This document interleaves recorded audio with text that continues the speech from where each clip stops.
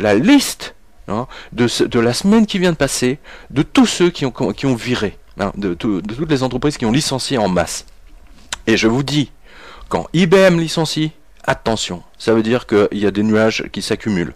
Parce que, je veux dire, dans 25 ans ou 30 ans de journalisme, mon expérience m'a montré que quand IBM fait des licenciements en masse, attention, ça veut dire que 6 mois, 1 an plus tard, il y aura un désastre économique. Les gens d'IBM, vous savez pourquoi les gens d'IBM sont au courant ?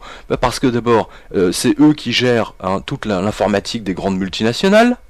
Leurs ingénieurs voient très bien les chiffres de vente de Unilever, de toutes ces grandes multinationales, y compris les moyennes. Donc ils savent très bien où en sont les chiffres. Toute la comptabilité de ces grands groupes est gérée, est mise en infogérance la plupart du temps, soit par IBM, soit par d'autres, ou SAP. Voilà. Et donc ils le voient, ils voient ces infos. Ils sont aux premières loges, les gens d'IBM. Ils sont aux premières loges.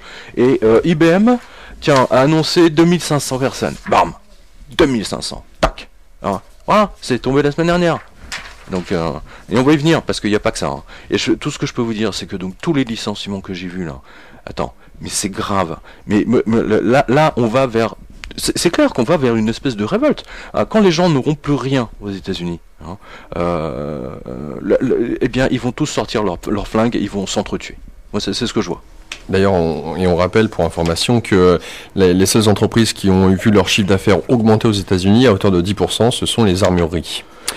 Alors, justement... Alors, oui, absolument, c'est les armureries. En fait, c'est les armureries et les revues sexy. Ouais. Bah oui, normal. Bah oui. On reste chez soi et puis on s'amuse comme on peut. Les Américains les plus riches se sont enrichis encore plus. Justement, voilà. C'est la preuve absolue pour moi. Et pour toi aussi, j'imagine, et pour tous ceux et celles qui nous écoutent. Alors, je vous rappelle, allez sur www.quotidien.com, récupérez cette info parce qu'elle est formidable. Elle est formidable. Ouais, alors, écoutez bien les chiffres parce qu'ils sont hallucinants, tout simplement.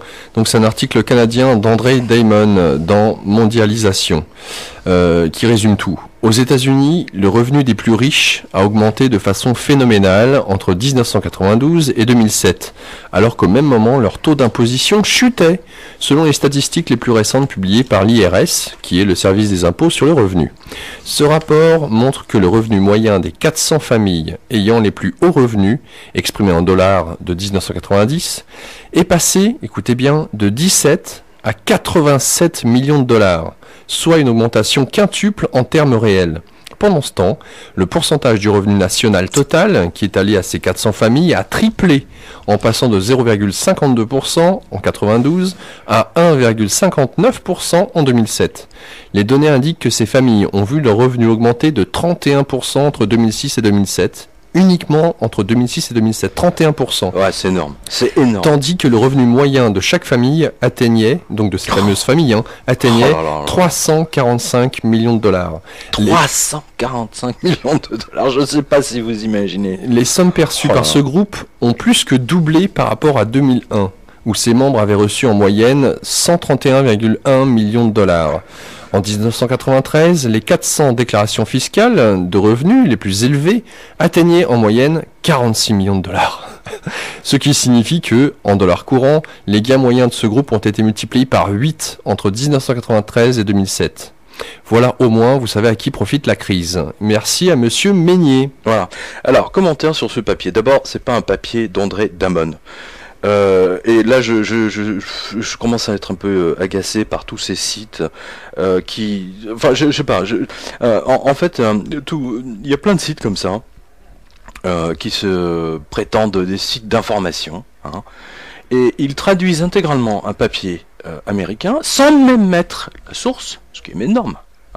Ou alors en tout petit, tout en bas quelque part, oui, un peu paumé. Et en fait, après avoir, parce que j'ai relu cet article, l'article en français, et j'ai vu ensuite en tout petit marqué cet article est paru originellement sur le site machin MoneyWeek ou je sais pas quoi. Je dis mais attends, mais de qui ils se moquent là pour vous donner une idée, je suis même pas certain que ces gens aient demandé l'autorisation de ce journal ou de journalistes de traduire, parce que pour vous donner une idée, pour traduire in extenso, hein, c'est-à-dire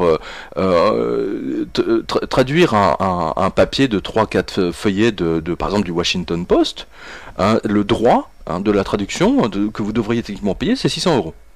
Hein. Donc tous ces gens en fait pillent littéralement, c'est-à-dire qu'ils ne rétribuent même pas, enfin je sais pas, ils pourraient le faire, enfin c'est la moindre des choses, ou au moins créer du trafic, même pas. Même pas.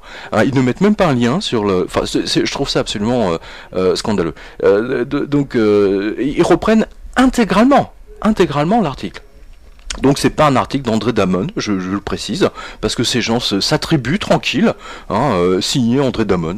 En haut, il y a bien marqué publié par un tel, bien sûr, et puis en dessous, en fait, cet article est pareil dans le truc. Voilà. Donc il faut rendre à César ce qui est à César, c'est la moindre des choses.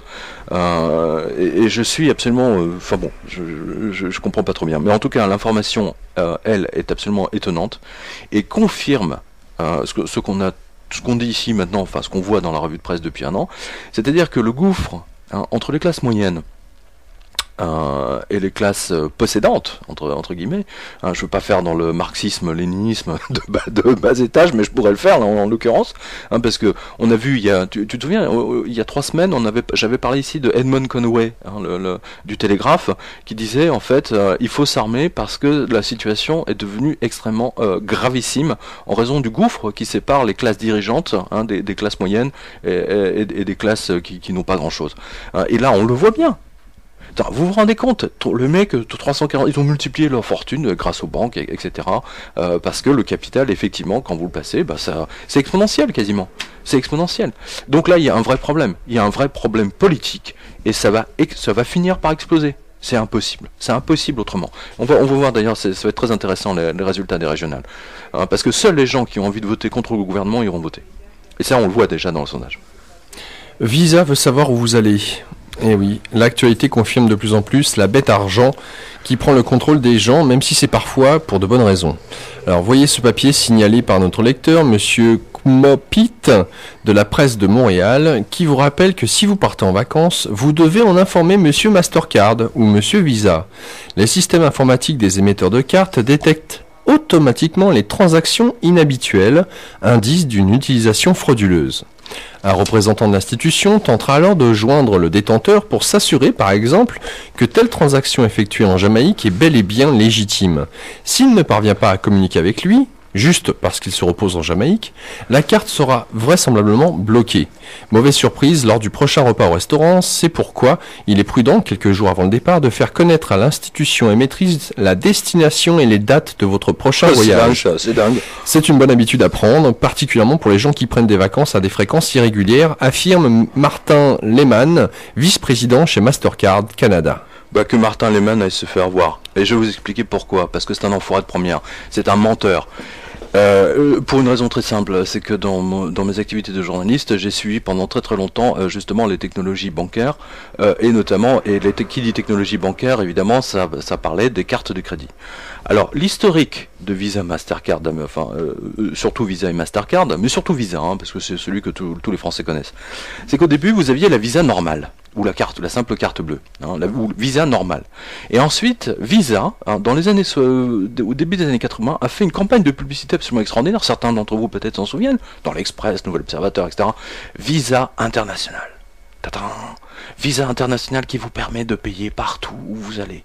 Et c'était bien entendu à destination des hommes d'affaires, qui voyagent, qui exportent, etc., qui prennent l'avion.